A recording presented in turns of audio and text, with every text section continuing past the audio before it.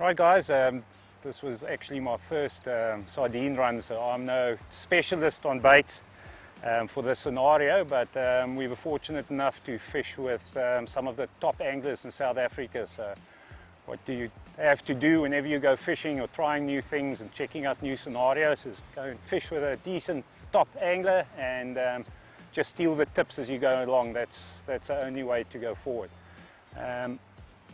So basically two scenarios that you get in the sardine run when you're targeting shark is when a net gets pulled and there's lots of burley in the water and blood and smell, and the sharks start rolling around the shore break and it's absolute mayhem. You don't need to throw far. I mean, you can cast lob, underhanded throw, the sharks are right around you. So bait presentation, you just want to match the hatch sort of. So basically the most effective way is just to use two fresh sards. You just cotton them together, nice and natural, and then just put a big 13-0, 14-0, whatever size hook on a big trace through the eye socket. That's the hardest part in the sardine. Obviously sardine is quite a soft fish, so even though you're not throwing far or whatever, you don't want to end up losing your bait in the shore dump or whatever. So the most effective way to pin them is just through the eyes, and the eye sockets are nice and tough, and hopefully you'll be onto a big shark soon. We unfortunately never got onto that scenario where the sharks were rolling in the shallows and whatever. There were shark activity, but the shoals were all behind the back line, you know, so you were in a bit of a conundrum where you still wanted to pitch a big bait because you're fishing for 100 kilo, 200 kilo plus fish.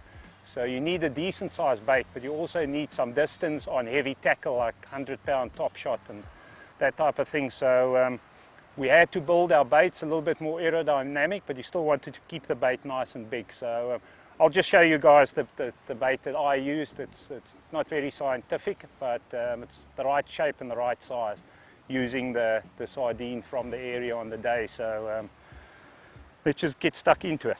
Right, I've got 4 sards here.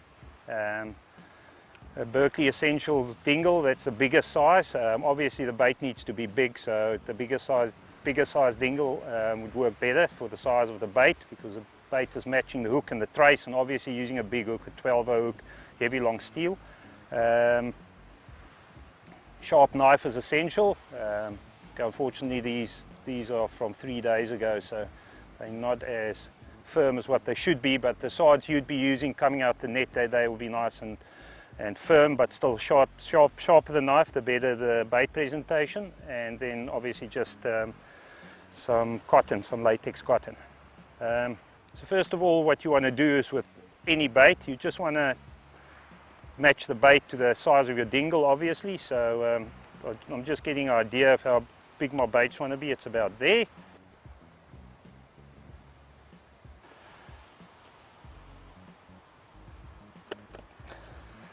I'm just gonna, I might just need 3. As you can see, I'm just cutting them at a bit of an angle.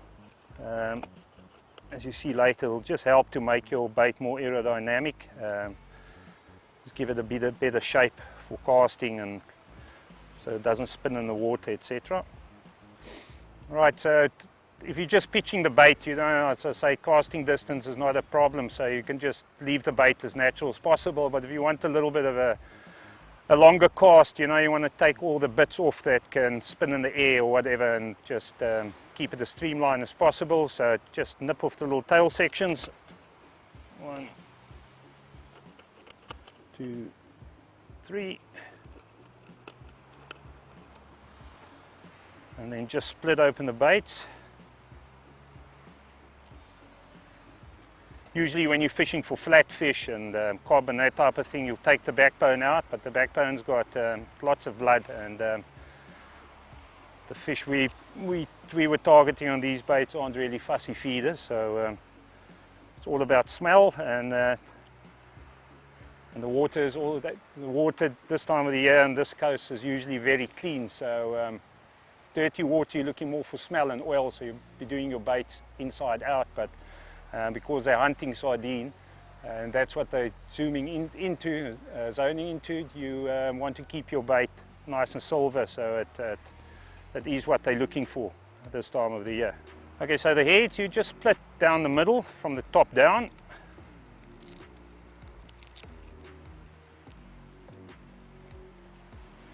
Up, 1,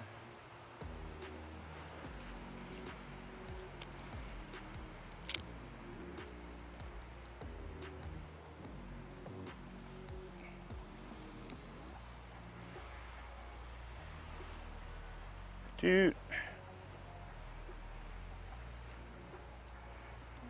3, 4.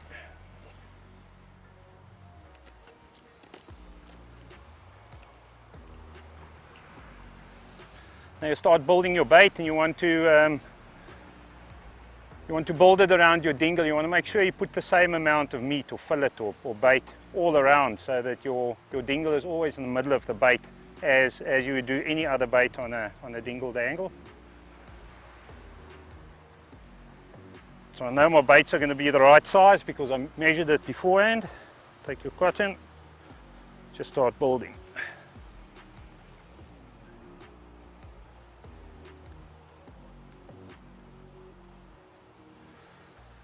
First few pieces don't need too much cotton, because as you're adding to it, the initial piece is getting more cotton all the time. So as you go along, you can start adding more and more cotton on the next layers.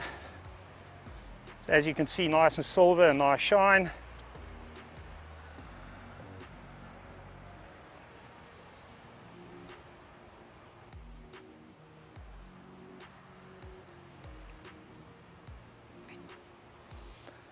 And now we wanted to keep it as natural as possible, so you want the sardine eyes and the head and that type of thing showing as well.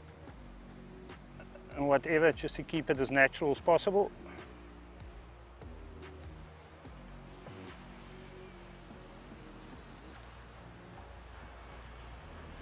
That side. That side.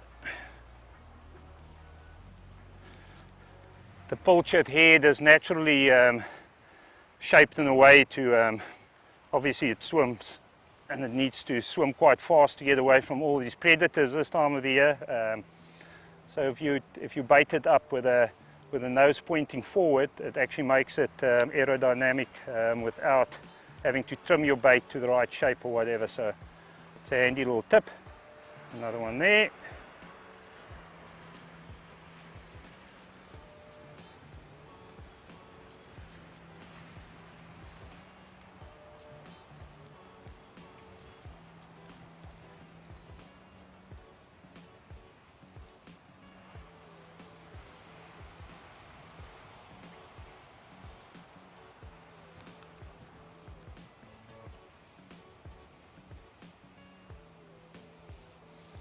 Okay, and then what you want to do right at the end, guys, is you just want to cotton it up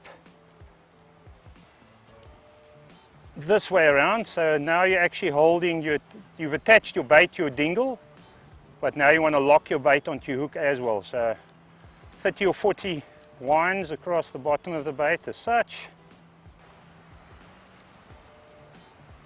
I'm not going to do all of them, but the more is better in this case. You just want to make sure that bait cannot slip off your dingle.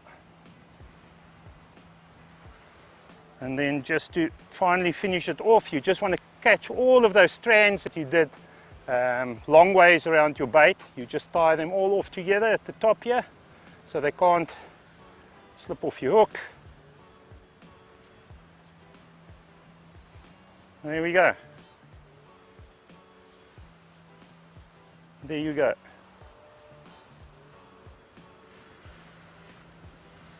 It's nice and aerodynamic. Shape rugby ball type of a shape. You've got the juice and the smell of 3 sards. Lots of blood because you're using all the gills, all the guts, whatever. So it'll create a chum slick the minute it hits the water. But as soon as all the blood's off here, you'll have a nice and silver bait. It'll be floating a little bit, so it'll be highly visible, and obviously lots of smell. And it is what they're looking for this time of the year, the sardines. So just a bait you can throw a little bit further to target those big monsters this time of the year.